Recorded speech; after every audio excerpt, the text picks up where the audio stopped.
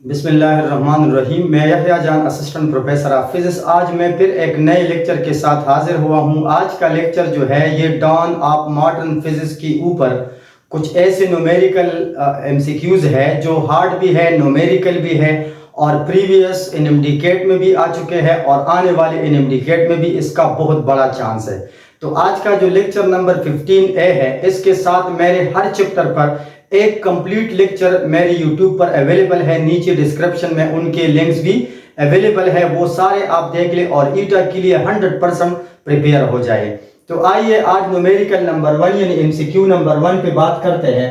लिखा है which colour contain more number of photons, यानी किस कलर में ज्यादा फोटॉन्स होते हैं। तो चूंकि हमारे पास ये chapter dawn of modern physics है और उसमें हम Planck's quantum theory, Einstein photoelectric effect, Compton effect और वेव पार्टिकल ड्यूरेलिटी तक ये सारे के सारे न्यूमेरिकल्स हम पूरी डिटेल के साथ बताने वाले हैं। तो आज इस क्वेश्चन में लिखा है which colour contain more number of photons, यानी कौन से कलर में ज्यादा फोटॉन्स है। तो हमारे पास प्लांक्स क्वांटम थ्योरी का एक फार्मूला है जो कि यहां पर अवेलेबल है। आप देखो तो हमारे पास एक फार्मूला है, E is equal to energy is equal to NHF। यहां पर energy is equal to n number of photons, H is the Planck constant and F is the frequency. ये उसका एक बेसिक फार्मूला है प्लांक्स क्वांटम थ्योरी का। अब इसका ये फार्मूला है, अगर आप देखें तो F is equal to frequency is equal to C by lambda के बराबर है, यानी फ्रीक्वेंसी C बाय लेमडा है। तो आप यहां पर ये बात नोट कर ले, E is equal to NHC over lambda. अब ये लेमडा उधर शिफ्ट करो और इसको आप इधर शिफ्ट करो, तो lambda is equal to NHC by ये E इधर आप शिफ्ट कर ले। अब ये क्या है, EHC divided by E। Energy भी कांस्टेंट है, यानी सेम कलर के लिए same amount of energy. HC भी कांस्टेंट है, तो lambda is directly proportional to n या नंबर ऑफ फोटॉन्स। इसका मतलब हुआ कि जिस लाइट का या जिस कलर का लेमडा ज्यादा है, it will have more number of photons. तो हमारे पास इन तमाम में से अगर आप देखें तो उसमें सबसे बड़ा लेमडा जो है वो रेड कलर का है। तो रेड कलर में हमारे पास नंबर ऑफ फोटॉन ज्यादा है अगर हमारे पास रेड, ब्लू, ग्रीन, येलो की एनर्जी और इंटेंसिटी बराबर हो, तो उसमें ये वाला ऑप्शन रेड आता है। अब क्वेश्चन नंबर 2 की तरफ आए। क्वेश्चन नंबर 2 ये भी एक न्यूमेरिकल एमसीक्यू है, बड़ा हार्ड एमसीक्यू है। ये कई बार मुख्तलिफ एंट्रांस में आ चुका है। उसमें लिखा है the frequency of light A is twice that of light B, the ratio of their energies. यहां पर लिखा है कि फ्रीक्वेंसी ऑफ लाइट A, दो लाइट है हमारे पास, लाइट A और light B। Frequency of A जो है वो डबल ऑफ B है, ये B के साथ डबल है, यानी frequency of light A is double of light B। तो what is the ratio of their energy, तो उसके लिए जो फार्मूला है तो आप यहां पर लिखो E is equal to A is equal to NHFA। अब अगर हमारे पास एनर्जी ऑफ A यानी लाइट A का जो एनर्जी EA है, तो इसकी फ्रीक्वेंसी भी FA होगी, लेकिन N और H ये हमारे पास एक कांस्टेंट नंबर है। उसके बाद लिखता है अगर हमारे पास दूसरी लाइट है EB, इसके लिए NHFB, मैंने उसके साथ FB भी लिख लिया। अब आप क्या कर ले, frequency of A is double of that of B, तो आप उसको डिवाइड कर लो, इसको डिवाइड कर लो, तो यहां से आ जाएगा EA over EB is equal to FA over FB आ जाएगा, ये NH कट जाएगा। अब यहां पर लिखता है कि हमारे पास जो A की फ्रीक्वेंसी है ये डबल ऑफ B है, यानी आप यहां पर जो फ्रीक्वेंसी लिख ले FA, ये 2FB के बराबर होगा, because it is double of A, यानी A की जो फ्रीक्वेंसी है ये 2 टाइम B से ग्रेटर है। तो आप यहां पर FB लिख लो, ये कैंसिल हो जाएगा और यहां पर आ जाएगा EA over EB, that will be equal to 2। तो हमारे पास इसमें जो करेक्ट ऑप्शन है वो ऑप्शन नंबर डी आता है, यानी A की जो फ्रीक्वेंसी है, फ्रीक्वेंसी एनर्जी डायरेक्टली प्रोपोर्शनल है। अगर किसी लाइट का, किसी वेव का, किसी बीम का फ्रीक्वेंसी डबल है तो उसकी एनर्जी भी डबल होगी, उसका लेमडा हाफ हो जाएगा। तो इस तरह हमारे पास ये दूसरा एमसीक्यू था जिसमें एनर्जी रेशियो में 2 टाइम वो B से ज्यादा आ रहा था। क्वेश्चन नंबर 3, क्वेश्चन नंबर 3 में लिखता है light beam A has twice energy that of light B, the ratio of their momentum. अब ये बड़ा डिफरेंट टाइप का एमसीक्यू आया। इसमें लिखता है कि एक लाइट की एनर्जी जो है, लाइट ए की एनर्जी ये बी से डबल है, तो इसका मोमेंटम क्या होगा, इसका मोमेंटम क्या होगा। तो सबसे पहले हम एक ऐसा इक्वेशन सोचते हैं जिसमें एनर्जी भी गिवन हो और जिसमें मोमेंटम भी गिवन हो। तो हमारे पास आइंस्टाइन का एक बड़ा फेमस रिलेशन है, E is equal to mc square, mc square.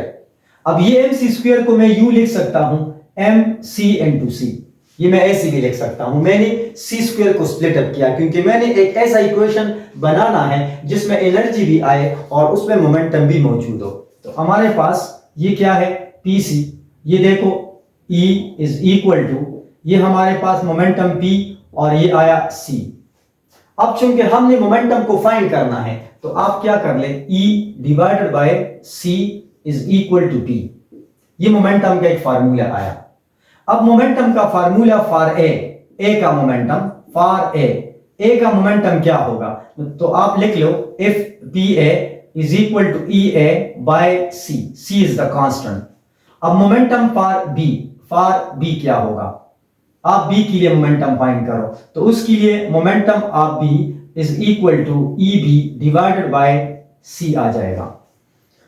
मैंने मोमेंटम और एनर्जी का एक फार्मूला डिराइव किया। फिर क्या कहता है, the ratio of their momentum, यानी आप उसका मोमेंटम और एनर्जी आपस में डायरेक्टली है। ये बात तो क्लियर हो गई कि मोमेंटम एनर्जी फ्रीक्वेंसी डायरेक्टली है और लेम्डा के साथ इनवर्सली है। अब आप इस तरह कर लो कि PA डिवाइडेड बाय PB कर लो और EA divided by C, EB divided by C, ये C कट जाएगा तो आ जाएगा EA बाय EB। अब ये एक रेशो फार्मूला आया कि मोमेंटम का रेशो एनर्जी के रेशो के बराबर है। तो यहां पर लिखता है light beam A has twice energy, यानी बी के साथ इसकी एनर्जी डबल है। तो आप यहां पर लिख लो PA और PB is equal to, PB is equal to energy of A is double of B, तो आप 2 टाइम E ऑफ B लिख लो, क्योंकि क्वेश्चन में ये कंडीशन गिवन है कि एनर्जी जो है वो 2 टाइम B से ग्रेटर है। और इसी तरह ये आ जाएगा EB, ये कट जाएगा 2 आया, 2/1। तो इसमें करेक्ट ऑप्शन जो है वो ऑप्शन नंबर डी आता है। तो आपने देखा हम एक इक्वेशन को दूसरे में कन्वर्ट करते हैं, यानी हम एक ऐसा इक्वेशन सोचते हैं जिसमें एनर्जी, मोमेंटम, फ्रीक्वेंसी और लेम्डा के बारे में बात आए और एक डायरेक्ट रिलेशन हमें मिल जाए ताकि उसको देखकर हम ये डिसाइड कर सकें। देखो इधर भी एनर्जी फ्रीक्वेंसी डायरेक्टली है, इधर एनर्जी मोमेंटम डायरेक्टली है। अब इसके बाद क्वेश्चन नंबर 4, क्वेश्चन नंबर 4 में लिखता है which colour of photon has the greatest momentum, कौन से कलर का मोमेंटम ज्यादा है। तो आपको तो पता है कि जिसमें एनर्जी ज्यादा हो। तो अब देखो मोमेंटम का ये जो फार्मूला मैंने लिख लिया, P इज इक्वल टू, ये मेरे पास क्या है E बाई सी, और E को हम इस तरह भी लिखते हैं HF ओवर C, इसका ये मतलब है। तो अब जिस लाइट की फ्रीक्वेंसी ज्यादा है इसका मोमेंटम भी ज्यादा होगा। तो अब देखो मोमेंटम और फ्रीक्वेंसी आपस में क्या है, ये डायरेक्टली है। इधर से मैंने क्या निकाला, momentum is equal to E by c, और E क्या है, HF के बराबर है। तो अब इसी तरह a light having high frequency will have high momentum and high energy. तो जिस लाइट का फ्रीक्वेंसी ज्यादा है इसका मोमेंटम भी ज्यादा होगा। तो इस दौरान ब्लू, रेड, एक्स-रेज, माइक्रोवेव्स, इसमें सबसे हाईली फ्रीक्वेंसी वाला रे जो है वो एक्स-रे है। तो एक्स-रे का मोमेंटम भी ज्यादा है, फ्रीक्वेंसी भी ज्यादा है, एनर्जी भी ज्यादा है। इसकी तीनों कैरेक्टरिस्टिक ज्यादा है, लेकिन एक चीज उसका कम है और वो है लेम्डा, क्योंकि हमारे पास एनर्जी, फ्रीक्वेंसी, मोमेंटम ये डायरेक्टली है, लेम्डा के साथ इनवर्सली प्रोपोर्शनल है। इसमें ऑप्शन सी आता है। इसके बाद क्वेश्चन नंबर 5 में which one represent momentum of photons, कौन सा फार्मूला फोटोन का मोमेंटम जो है वो रिप्रेजेंट कर रहा है, फोटोन का मोमेंटम वो रिप्रेजेंट कर रहा है। तो आपको मालूम है हमारे पास मोमेंटम जो है, momentum is equal to E by c, ये इसका एक फार्मूला है। तो आप यहां पर देखो E क्या है, E ई हमारे पास अगर आप ई पुट कर लो तो E is equal to h f आ जाएगा, एच एफ, और ई की जगह आप एच एफ पुट कर लो तो हमारे पास आएगा एच एफ ओवर सी। अब एच एफ ओवर सी हमारे पास ये आ गया एक फार्मूला। तो आप इस फार्मूले के अंदर अगर आप इफ की वैल्यू ई की वैल्यू पुट कर ले एच एफ ओवर सी तो एच एफ ओवर सी, एच एफ ओवर सी, ये वाला ऑप्शन जो है वो आ सकता है। इस तरह के न्यूमेरिकल क्वेश्चन जो है वो हमारे कोर्स से रिलेटेड बहुत ज्यादा इंपॉर्टेंट है, क्योंकि ये चैप्टर नंबर 18 है और चैप्टर नंबर 18 इंतहाई इंपॉर्टेंट चैप्टर है। फिर आगे एमसीक्यू नंबर 6 पे आए, उसमें लिखता है the photon of energy 3.4 electron volt falls on metallic surface, work function of 2 electron volt, the minimum kinetic energy of the electron. कहता है हमारे पास ये एक मेटालिक सरफेस है और यहां पर एक इलेक्ट्रॉन, यहां पे एक इलेक्ट्रॉन उसके अंदर पड़ा है। अगर हम उस पर एनर्जी हिट कर ले, मैं अगर उस पर एनर्जी हिट कर दूं, इंसिडेंट एनर्जी, और ये एनर्जी क्या है, ये 3.4 इलेक्ट्रॉन वोल्ट है, तो ये इस इलेक्ट्रॉन को नॉकआउट करेगा। और इलेक्ट्रॉन को नॉकआउट करने के लिए जो मिनिमम एनर्जी दरकार है उसको हम क्या कहते हैं, पाई यानी वर्क फंक्शन। वर्क फंक्शन क्या चीज है, वर्क फंक्शन वो कम से कम एनर्जी है जो किसी इलेक्ट्रॉन को सरफेस ऑफ प्लेट से निकालने के लिए दरकार होता है, और ये वो एनर्जी है जिसको हमने हिट किया। एनर्जी हमने 3.4 हिट किया और 2 इलेक्ट्रॉन वोल्ट ने इसको निकाला। तो अब आपको पता है आइंस्टाइन इक्वेशन क्या था, वो ये था कि अगर हम एनर्जी को हिट कर ले तो हमारे पास वो दो हिस्सों में बढ़ जाएगा। वर्क फंक्शन में आधा एनर्जी यानी कुछ एनर्जी वो वर्क फंक्शन में चला जाएगा और जो बचता है वो काइनेटिक एनर्जी में चला जाएगा। तो अब E इज इक्वल टू, ये टोटल एनर्जी है जिसको हम इंसिडेंट करते हैं, और ये वो एनर्जी है पाए जिसकी वजह से इलेक्ट्रॉन सरफेस तक नॉकआउट होगा। यानी अब यहां पर E भी एनर्जी है और पाई भी एनर्जी है। Phi is the minimum energy required to knock out electron from the metallic surface. ये पाई है, ये भी एनर्जी है, वो हमारे पास इधर क्या है, वो पाई से रिप्रेजेंटेड है। और जिसको हमने हिट किया वो हमारे पास 3.4 इलेक्ट्रॉन वोल्ट एनर्जी है। तो अब आप अगर इसको कैलकुलेट कर ले तो मान क्या रहा है, काइनेटिक एनर्जी बराबर है E माइनस पाई, और kinetic energy is equal to E कितना है 3.4 माइनस 2, इससे आ जाएगा 1.4 इलेक्ट्रॉन वोल्ट एनर्जी आ जाएगा। तो इस दौरान हमारे पास जो इलेक्ट्रॉन निकलेगा वो 1.4 इलेक्ट्रॉन वोल्ट एनर्जी से आगे मूव करेगा। ये था एमसीक्यू नंबर 6 जो था, ये वर्क फंक्शन, काइनेटिक एनर्जी और टोटल एनर्जी से रिलेटेड था, जो आइंस्टाइन फोटो इलेक्ट्रिक इफेक्ट के ऊपर जो है ये मबनी था ये एमसीक्यू।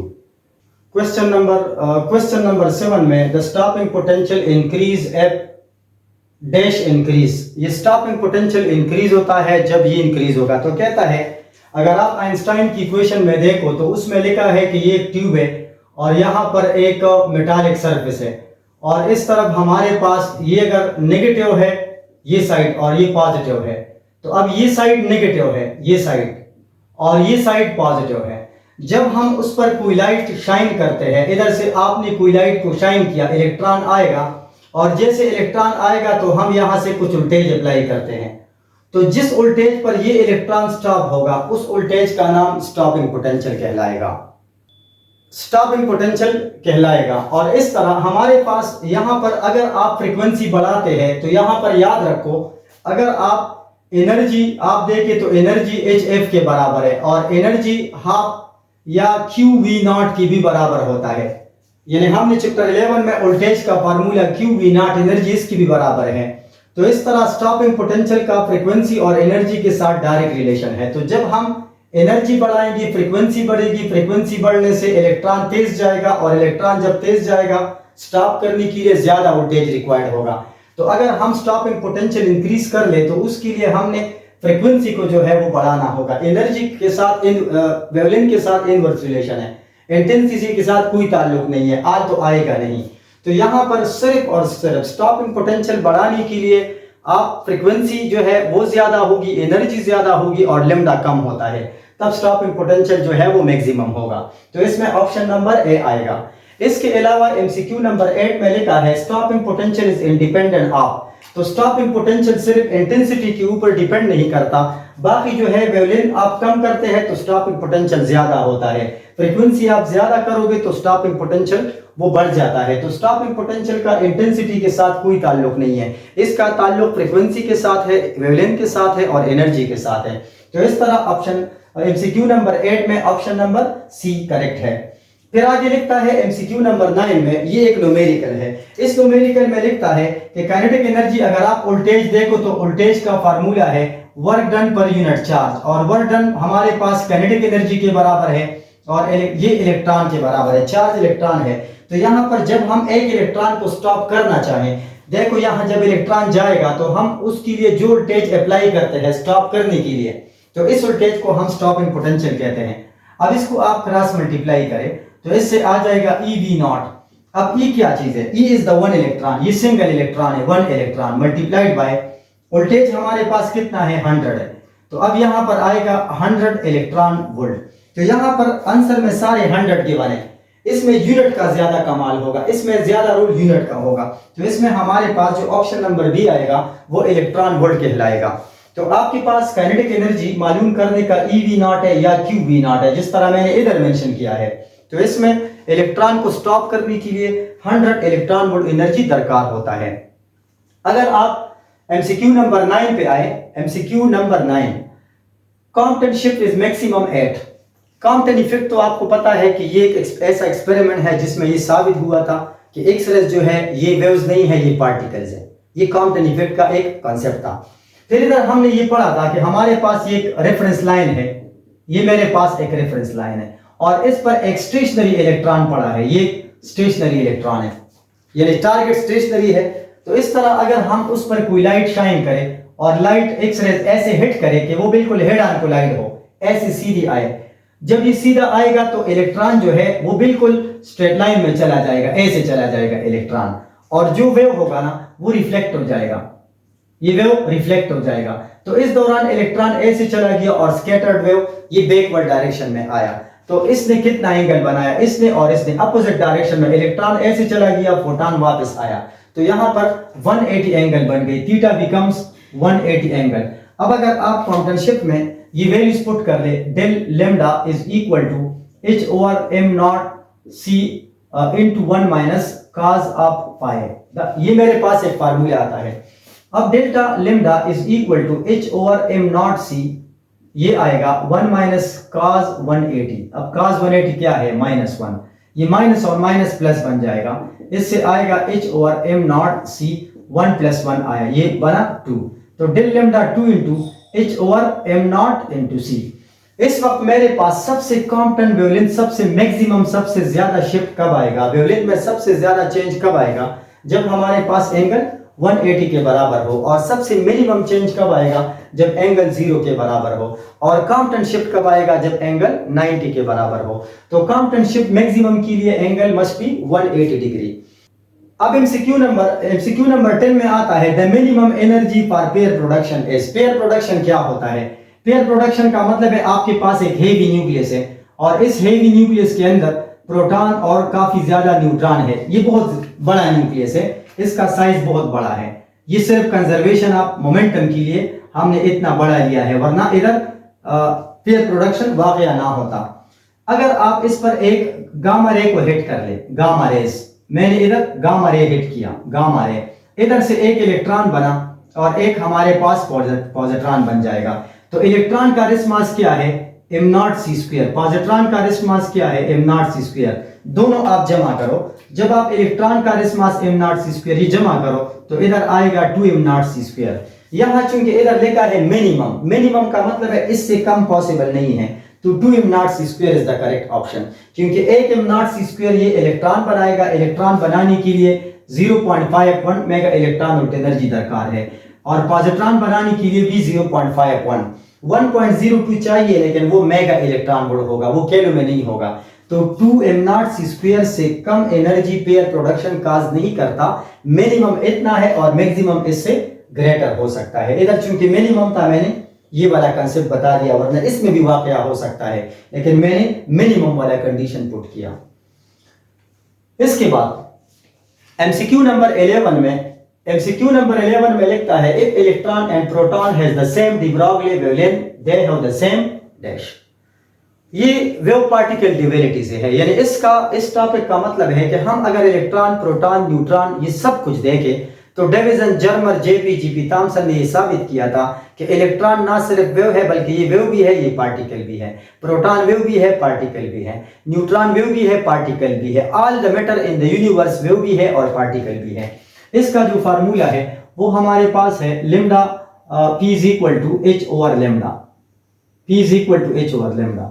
ये डी ब्रॉगली हाइपोथेसिस है या de Broglie wave particle duality का इक्वेशन है। मोमेंटम मींस पार्टिकल नेचर और लिम्डा मींस वेव नेचर।